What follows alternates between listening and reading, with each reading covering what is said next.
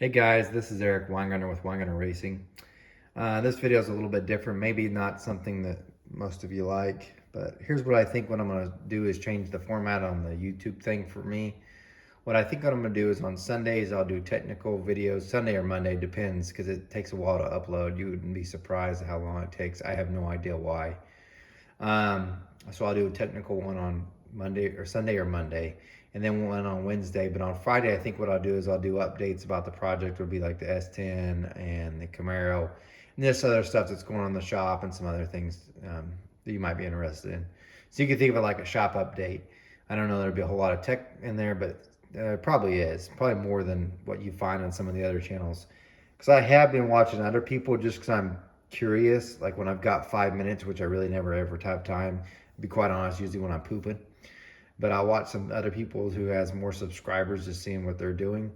And wow. Some of them I watch, I don't, they're usually giving false information or they're copying somebody else's stuff. They got a lot of views though.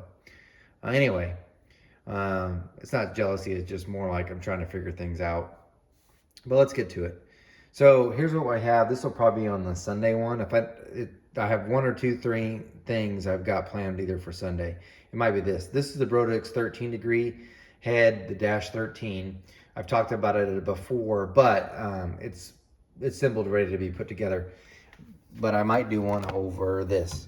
This one has the CNC chamber lightning done, and a lot of people have asked about it, so maybe I'll talk about that on Sunday. Pretty good head, by the way. Really good head. If I don't do that, I'm going to talk about this head. By the way, all this stuff will eventually come out. This is a Profiler 320 big block head. I've got to port it. It's going to be the next one to port if I get time. So there's that. This is going to be one of those two on Sunday. Little information about for all you guys that are out there, just about parts in general. It may seem like people that are selling you parts are jacking you around, but it is so hard to get parts right now. I am not even kidding. I've got several sets of heads on order from Brodix. One of them was ordered back in February. It is now going to be June almost. AFR, I've had heads ordered for at least almost 2 months. And then intake manifolds, this 2892, it's been ordered, and they won't even say it's going to be here till July, and I ordered it 2 months ago. Same with the Holley 300 110. Parts right now are just horrible. If you're trying to get a camshaft, if you get a standard firing order, you can probably get 147 swap. Sketchy. Count doesn't have a lot of the cores. They do for the standard firing order, but nothing special. Lifters is even worse. I had several places I can get them from. I finally found one set of lifters. I mean, things are bad. So if you think it's like people are just messing with you and we're trying to hold your money and get parts, I've never seen anything like this. And yeah, there's more orders coming in, but I don't know if they're just not putting them out. I don't know. But yeah, if you're looking for heads, like several people have called up this week wanting heads right now. I must be like the last of your list, because I know a lot of people go to Summit and then they go to Jegs, and then they'll go to the person that gives you all your technical information and ask them questions, but then you'll usually go buy from Summit and Jegs, which is whatever. But anyway, I've got several calls this week like, hey, do you have any heads in stock? No, all the heads I have in stock are spoken for. I have been ordering, I should say that, but the Profilers are the only ones I've been able to get right away. But I called and ordered a set this week of 195s for a small block Chevy, and they had two in stock and bought them both. That's the only two that they had left of those. I don't know. They didn't have a clue when they get any more in.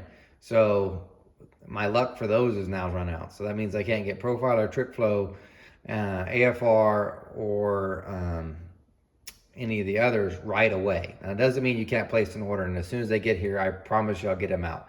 So if you're a patient person, which at this point you don't have a choice, you're going to have to be patient. Go ahead and place an order and we'll get it to you as soon as possible. Okay, let's go on though. Let's talk about some other stuff though. I just wanted to mention that about parts. If you have any questions about that, just comment. I read all the comments and I'll try to answer. But feel free to place orders. I straight up be honest with you, but like this is how long it should take. And then once they're here, they'll go out. But as far as hand porting stuff, I'm slammed. I'm so busy, the shops are wrecked too. But let's go through some other stuff, just some We'll do a little S10 update as well, because it's kind of ticking me off. I think everybody's got that one car where you just proves to be a nightmare, and that's what that is. But anyway, let's go on. Let's take a little walk around, kind of show you. This is the next thing that's on the flow bench. I just got into flowing this. This is the Brodex 18-degree head. It'll be like another video later on. It actually did really well. Now, it doesn't flow as good as the 13-degree, obviously, but really good flow for what it is. It picked up, I think, 20 CFM from where it was stock, with the low lift numbers picked up a ton. So that's a later video. All right, to this, dude. Okay, you can watch some of my other videos to know what's happened with it so far and what's going on. But anyway, here's my new thing. So I've been getting done grinding, and I'll get them out here and I'll take off my mask. I've been smelling gas, and I'm like, I don't know what's going on with that. So I'm like, man, did I spill gas in the shop somewhere? I wouldn't think so. But then I should point out too, my nose is super sensitive. Like, I actually do think I've got some like superhuman ability to smell stuff that's not supposed to be smelled. And before you think, oh my gosh, that sounds like a great thing. No, do you know how many bad smells I have to smell? All the time. It's not roses. I don't know how dogs do it. It's probably why they look at us in that weird face look, because of the smells. Or the cats, the same way. Because all you smell is disgusting. So, but anyways, whatever. I smelled gas, and I was trying to figure out what was going on. Well, I'm like looking over the truck. I'm like, regulator lines, everything's tight. I don't see a drip. What's going on? But then I got down at the bottom of the truck, and I still smelled, but I couldn't see one drop of fuel. Not one, anywhere. So I was getting kind of frustrated. So here's your like a little safety tip for you if you want to. Got underneath there, and I should point out, this is a little backstory to go with it. I had the fuel pressure regulator like right up here. This might even be in the two holes. And one of my buddies was like, hey man, you're an idiot. And they said it politely. It's like, that's like the one place you can't put the fuel pressure regulator. You're not allowed to have any fuel lines on the firewall, because if the flywheel or the torque converter or something explodes, it's going to cause a huge fireball. So they regulate you not have them anywhere else but there. You can anywhere. So of course it's up here. But anyway, I'd already had my lines ran and everything else. So I was like, oh, okay. Well, now I got moved up here, but I have a union. It's tucked way down in here. And then it's a union. It's just like this big, and it's got a male on one side and a male on another. And I'd use the line that came off that and bolted into that, bolted in the other side, and ran it all the way up to there. Okay, no big deal. Didn't think two things about it. Well, this is one side of it, because this was going into the regulator like that, right? Well, I had everything's got clamps down there, and everything's held nice and tight, and I never heard any rattling or anything. Well, check this out. I got underneath the truck, and this is what I saw. Boom. Which the camera's probably not going to be able to zoom in as good.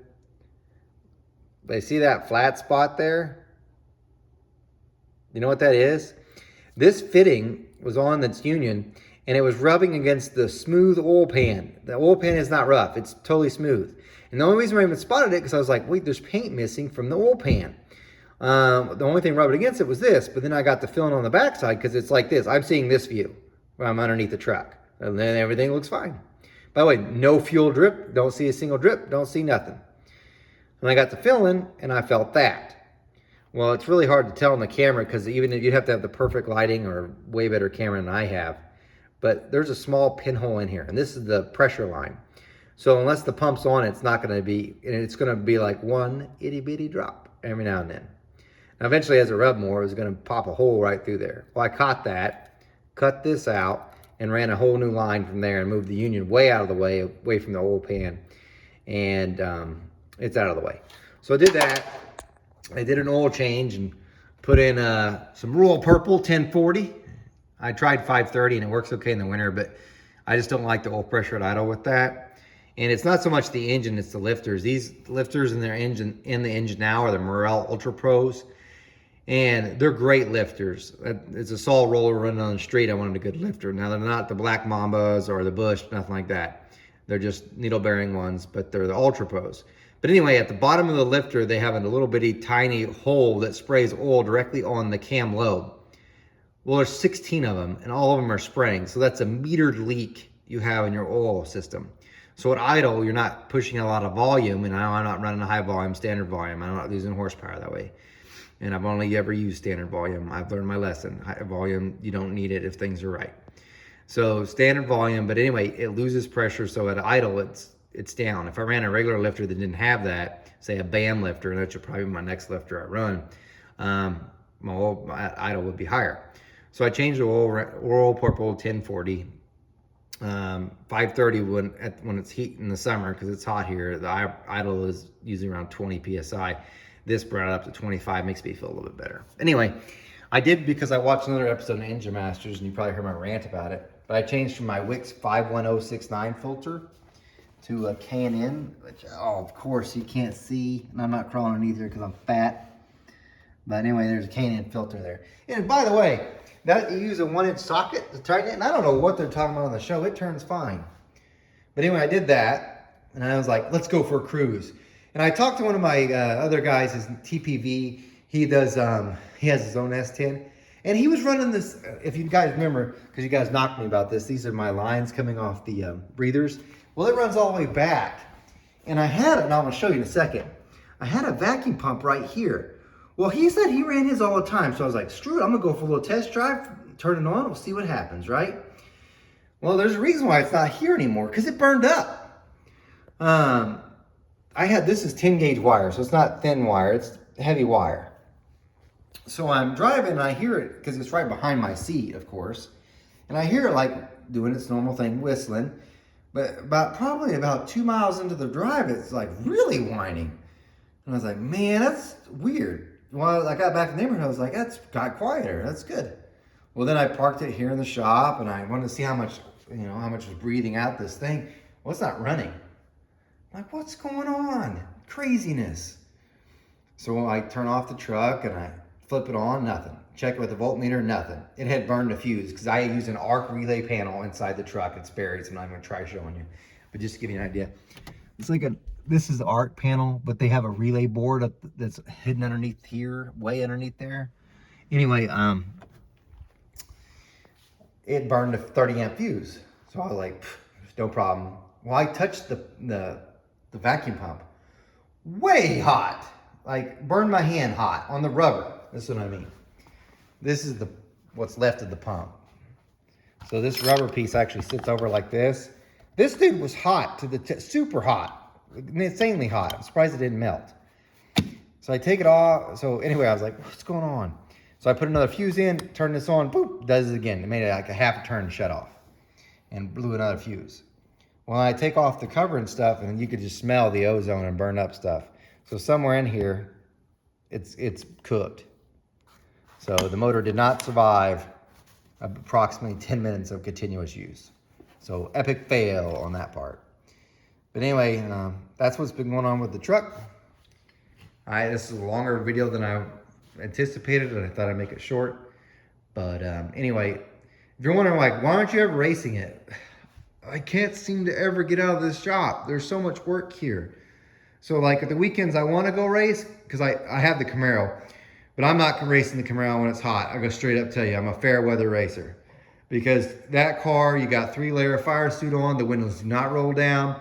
There's always some Johnny Honda in front of me who's going to run a nice 13-second quarter mile and thinks they're lighting the world on fire.